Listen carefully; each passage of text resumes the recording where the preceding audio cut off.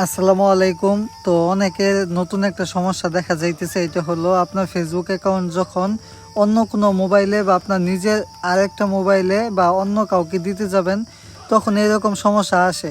মানে এরকম সমস্যা আসে যে ওয়েটিং ফর অ্যাপ্রুভাল, মানে অন্য মোবাইলের, মানে আপনার যেই মোবাইলে লগ ইন আছে এই মোবাইলের নোটিফিকেশন থেকে ইয়েস দেওয়া লাগে, মানে অ্যাপ্রুভ দেওয়া লাগে, তাহলে ওইখানে লগ ইন হয়। তো বর্তমানে সমস্যা যেটা হয়েছে এটা হলো যে আপনি যখন অ্যাপ্রুভ দেন, অ্যাপ্রুভ দেওয়ার পরেও আপনি ইএসএ চাপ দেন, অটোমেটিক নোতে চাপ লেগে যায়। মানে আপনি যদি ফেসবুক অ্যাপস দিয়ে ইএসএ চাপ দেন, একাই এইখানে নোতে চাপ লেগে যায়, মানে অ্যাপ্রুভটা হয় না। আর যদি অ্যাপ্রুভ দেন ওইটা লগ ইন হয় না, যদি ক্রোম দিয়ে অ্যাপ্রুভ দেন। তো এই সমস্যাটার সমাধান কি? এইটা কিছুদিন আগেই ফেসবুক একটা আপডেট নিয়ে আসছে। আপনি মানে এই যে সিস্টেমটা আমি দেখাই দিই, আপনি যখন অ্যাপ্রুভ দেন তখন এই যে এরকম মানে চেঞ্জ পাসওয়ার্ড, মানে অ্যাপ্রুভ হয় নাই, মানে নোতে চাপ লেগে গেছে।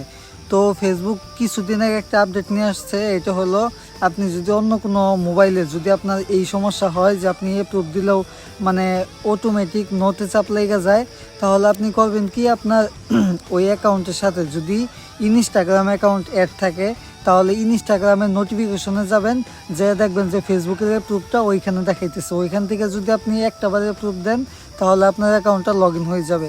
আর যাদের ইনস্টাগ্রাম নাই তারা ইনস্টাগ্রামটা ফেসবুকের সাথে অ্যাড করে নেবেন।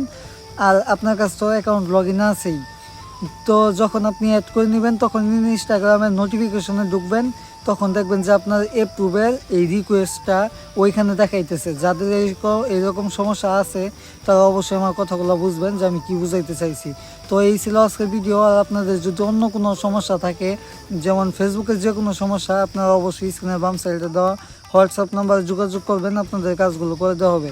তো এতক্ষণ ভিডিও দেখার জন্য ধন্যবাদ।